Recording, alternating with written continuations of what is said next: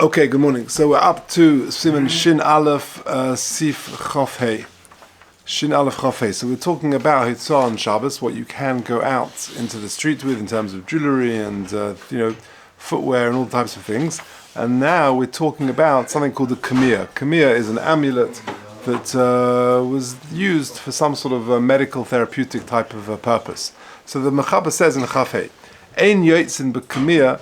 You're not allowed to go out wearing a kamir, an amulet, which is not reliable, which is not tried and tested. But if it's reliable, then you can go out with it. And it doesn't make a difference if it's just the expert the person, the man who wrote it is an expert. For example, the man wrote a lachash, some sort of incantation, a text, b'shalosh igros, on 3 different letters, and all 3 amulets that he wrote healed 3 different people. That man has now become an expert. He's now become tried and tested. He's reliable for that particular lachash, for that incantation, for that text. But he's not tried and tested for any other lachash. And so too, if it was written by somebody else who's not an expert, or it doesn't make a difference if the kamir is tried and tested, but not the gavra. For example, you've got one text which heals 3 people. That text, that kamir, is reliable. The kolshkeni is smachi gavra of the kamir, and certainly if both the text and the person are reliable, for example, the guy writes 3 texts on 3 different letters, and each one helps 3 people, or helps 1 person 3 times. The person who wrote it is now considered reliable, and the letters that he wrote are also considered reliable. Says the Ramah, where the both reliabilities of the person and of the text come together. But if the person's reliability comes first, and then he writes texts which help 3 times, we attribute that reliability to the person, not to the text, because he's already been proven. But if he writes 3 amulets, for 1 person, and he gets healed 3 times, that doesn't help me, not in terms of the person nor in terms of the text. Okay, full stop. You're allowed to go out with a reliable kamir. It doesn't make a difference if it's written, or the roots are there, whether it's the chayla who is in serious illness or not, or he's already had some sort of seizure, and they sort of hang it on him for medical purposes. They sort of put it around his neck. Even if he hasn't yet had these seizures, but he comes from a family that have them, and therefore there's a sort of predisposition towards it, and they put it around his neck in order that he shouldn't suffer from these fits or seizures. Shari, that would be allowed for him to wear it. And he can take it off and put it on in the Rishus Harabim. So long as it doesn't put a ring or something on it like that, because it's not considered a tachshit. Okay, let's do the Mishnah Berurah, because it's this all seems a little bit distant from us, wearing kamirs and amulets on Shabbos. So there are a couple of interesting footnotes. Let's start back to the Mishnah Berurah. Let's try and do the Mishnah Berurah on this. Sif Cotton Pei Zayin. So Ein Yotzin. So the Mechaber started off and said, you're not allowed to go out with a kamir she'eina mumcha. You can't go out with an amulet which is not reliable. Says the Mishnah Berurah Pei Zayin, V'ayin lekam siman shin ches, Mishnah Berurah Sif Cotton Kuf Chavtes Mashe Kosavnu Sham. So there in footnote 69 he says the following: Sham Kosav she'af kamir she'eina mumcha. Even if you've got an amulet which is not reliable, mutzalot says the Carmelis. You can go out into a Carmelis wearing that kamir, because there is no Issa Torah, even if you go to Rosh Hashanah, Sharim Motzia Derech Malbush, because you're wearing it as a item of clothing, for Nechshav Tachshit L'Chayla, and it's considered a Tachshit for a person who's not well. And therefore, certainly, if you're going out into a Carmelis, where the Issa of carrying is only Midrabanan, you're allowed to go there even lechatchila wearing it. However, if you know for sure this thing doesn't work, then you can't even go to a caramelis in it. Okay, good. Now, then carrying on the Mishnah Berurah, Peches, Yotzin Boy, V'davka K'shem Yotzei Derech Malbush. Now, this is important. This is Davka if you go out in a kamiyah where you're wearing the kamiyah. The Oz Shari, that's when it's allowed. Mishum the Tachshit Hu L'Choyle Ke'echtim Babushav is considered like one of my clothings. Avul Lo Yechzena B'Yadav Yavrena Abraham. So I can't go out carrying the kamiyah, the amulet, because it's got to be Dafka be wearing it. So now, if you look at footnote 70, an important footnote. What about writing an amulet on Shabbos? I mean, if this thing is so successful and is so proven, then maybe I should be able to write it, because it's pikuach nefesh maybe. So he says in footnote 70, "V'lichtov b'Shabbos kamiyah mumcha l'choyle sheyesh b'sakona." In terms of writing a kamiyah for a choyle sheyesh b'sakona, a person who's in serious danger, kosu b'shayis of his igrus Moshe. Moshe writes, "She'osa." It is not allowed to write a kamiyah on Shabbos, even for choyle sheyesh b'sakona. She'ein lahati machmas pikuach nefesh el lasos refus apiderech hateva v'lo refus sugulios. You can only allow refuah, which is done through normal medical practices and not, through sort of segulas and things like that. You're allowed to carry it. So we do give it some credibility. The heta is not because this is pikuach nefesh and therefore you're allowed to use an amulet on Shabbos and to carry it. The reason you're allowed to wear it in the street on Shabbos is because it's considered a tachshit, jewelry for a chola, and therefore there's no chil Shabbos by wearing it. And therefore you're allowed to wear a kamiyah even for a chodesh she'ein b'sakana. Okay, there's more to say on that, but that's an important point. So it's not considered conventional medication, and therefore you can't write a kamiyah on Shabbos, but it's allowed because it's considered a tachshit for a cholah, and therefore he'd be allowed to wear it. Okay, back to the Mishnah Berurah. So pei tes loishna. So we said that you're allowed to go out. You can't go out with something which is not reliable. But if it's reliable, you are allowed to go out with it, whether the person who wrote it is mumcha, is reliable, or whether the amulet itself is tried and tested. Says the Mishnah Berurah Peites, Leishna. Klal ha'hefresh bein ismachi gavra l'ismachi kamiyah huzeh.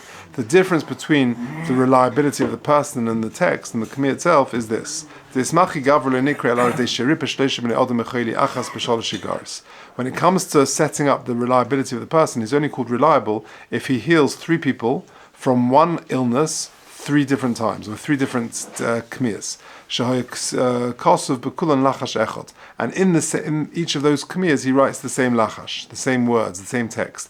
Even if it only heals each person one time.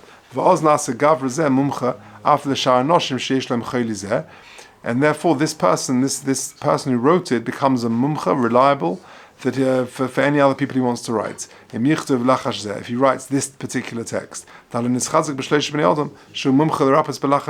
he's tried it on 3 different people, and it worked each time. But it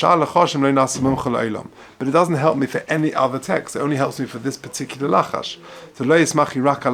Because it helped me for this one. However, regarding the reliability of the text of the kamiyah itself, he writes one text in one letter, and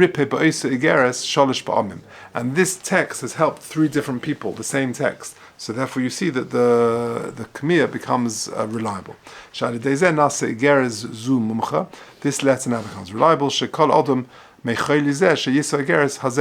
That any person who wears this kamiyah it gets healed from this particular illness. Dafka that particular letter, that text. But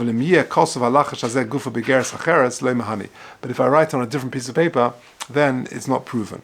It dafka helps on this piece of paper. Even if it's the same fellow who wrote it, but he's just writing on a different piece of paper, the text itself, the paper itself is not yet established. Because it hasn't helped 3 times. Okay, lachash echad, avul kosov shleisha lachashim. Lo yismachi gavra klal adezeh. But if he writes 3 different texts, then the guy has not been proven. Shahari kol lachash lo yhoil ki im la'adam echad. Because each one helped a different person, that doesn't substantiate me. B'kol pam sheyichtevenu, afilu la'adam acher. V'hu adin diyochel kol adam me'oisa choyli likach ba'atzma v'lisa oisan ha'garis u'rishoni shekvad l'kosav mumcha gavra zeh. The person himself can pick it up and take it, to give him the gavra and wear it, to give him the gavra and his chazak mumcha lachash zeh, because since the person he took it from is considered a mumcha, my nafkamina yichtevenu me'chodash v'lisa masha kosav kvar. Doesn't make a difference if he uses an old one or that one that he's written again, that once it's established, it's established. Even if it's it's the same person who keeps getting ill, and he puts on the kamir and he gets better, that becomes that's considered a reliable. This is Sadi Gimel. This is going on. This is still the Mechaba. So we said so you see that letter, that kamir, is considered mumcha. Tzadi Gimel Pirush Shekol Adam Sheyesh Loi Oisa Choli, that any person who has that particular illness, Mutza Likach Ba'atzmai, he can take it Velisa Oisa and wear it. Igeres Af Shaloi Ripa El Adam Echad, even if it only healed one person 3 times. Why? Because it's worked 3 times, and therefore this amulet is reliable. But if I write it on a different piece of paper, asura, even if the first one healed 3 people, because it only substantiated the first letter. But this person has not been, his credibility has not been authenticated for another igeres. Okay. It helped 3 people. But if it only helped 1 person, then the person who wrote it is proven and not the kamir itself. But since each igeres helped 3 different people, that's when the actual text and the actual amulet becomes reliable. And that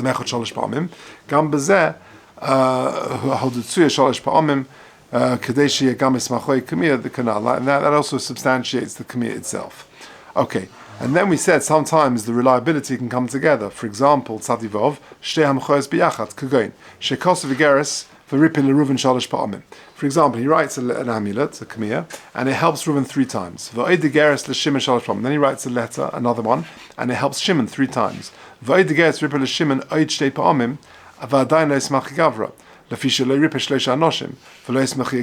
Because there I haven't yet helped 3 people, so therefore I've got to prove my credibility by helping 3 different people, and I haven't yet substantiated the kamir because it hasn't done it 3 times yet. And then subsequently, then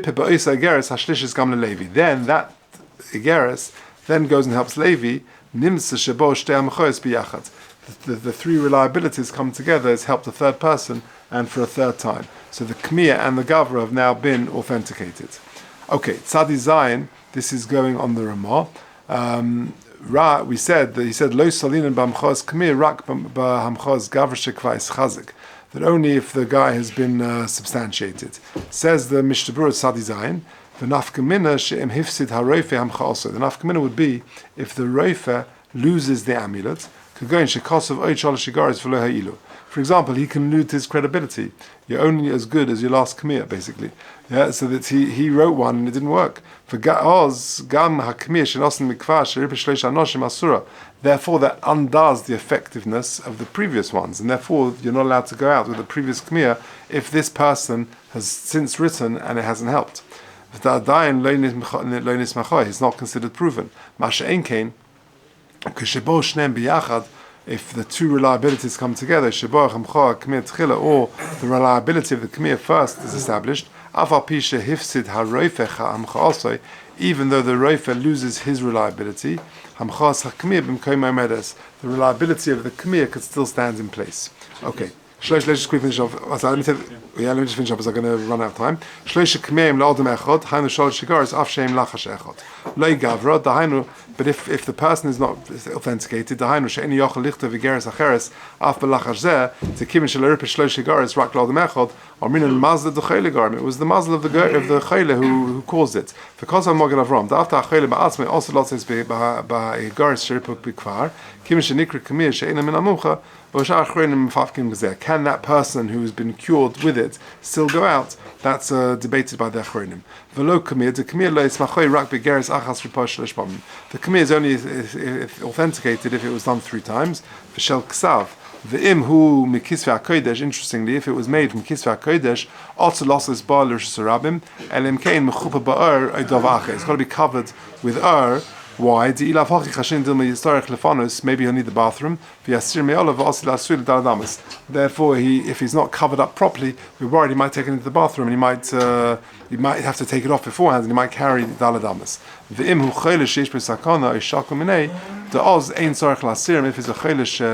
b'sakon, he doesn't need to take it off. B'chol gavni mutalotes, in any event he's allowed to go out. Shelikarin, which means sheshar simonim, the roots of the simonim of these medications. So in short, we've established that to wear a kamir on Shabbos has got to be tried and tested.